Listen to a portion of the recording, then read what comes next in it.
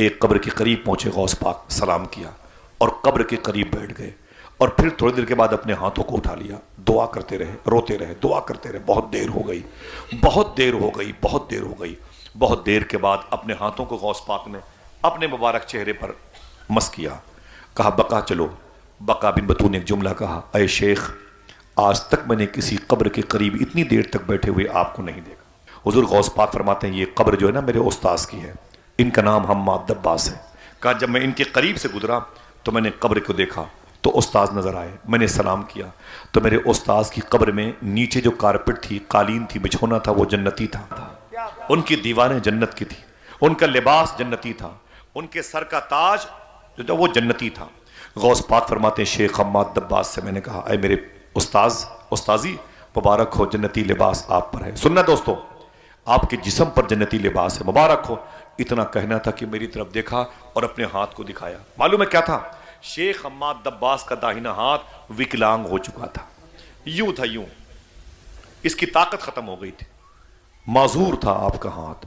رونے لگے شیخ حماد دباس۔ غوث پاک فرماتے ہیں میں نے کہا اے استاذ یہ کیا مطلب، یہ کیا مطلب، آپ کا ایک ہاتھ خراب ہے؟ تو شیخ حماد دباس نے کیا کہا سننا، فرماتے میرے انتقال کے بعد جب میری روح فرشتے اللہ کی بارگاہ میں لے کے گئے تو اللہ نے مجھ سے کہا اے حماد دباس تو نیک تھا، محدث تھا، تو فقیہ تھا، قرآن سے محبت کرتا تھا، علم دین کو تو نے تقسیم کیا تو بخش دیا جائے گا۔ سننا غور سے، لیکن اللہ جلال میں کہتا ہے اے حماد دباس میں اس ہاتھ کی طاقت کو چھین لوں گا، چھین لوں گا۔ تو بقا بن بطو کہتے ہیں حضور کس ہاتھ کی طاقت؟ تو غوث پاک فرماتے ہیں میں اپنے استاذ کے ساتھ نہر دجلہ کے کنارے پر اون کا ایک جبہ پہنے ہوئے پہلی مرتبہ چل رہا تھا۔ میرے استاذ نے صبر کی نیت سے مجھے چیک کرنے کے لیے دھکے مار کے نہر دجلہ میں گرا دیے تھے۔ میرا امامہ بھیگ گیا، میرا جبہ بھیگ گیا، میں پریشان ہو گیا۔ میرے استاذ تھے سامنے، میں نے کچھ نہیں کہا۔ تو یہی استاذ کہتے ہیں کہ اللہ نے مجھ سے کہا اے حماد دباس سن، جس ہاتھ سے تو نے میرے عبد القادر کو دھکے مارے ہیں میں اس ہاتھ کی طاقت چھین لوں گا۔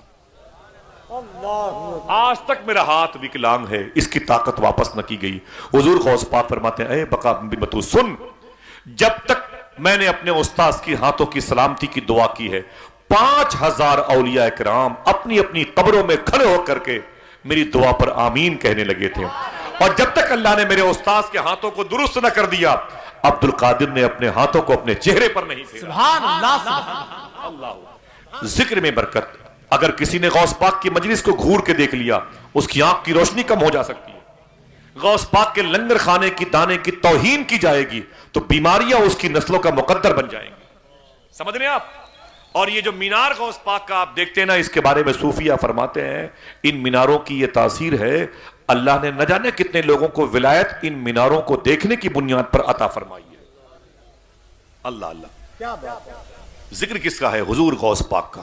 کتاب میرے ساتھ اسی سفر میں ہے، کتاب میں لکھا ہوا ہے کہ جب لوگ شیخ عبد القادر جیلانی کہتے تھے تو زاروں قطار رونے لگتے تھے، ایک ہنگامہ مچایا کرتا تھا زمین پر، افراتفری کی فضا قائم ہوتی تھی۔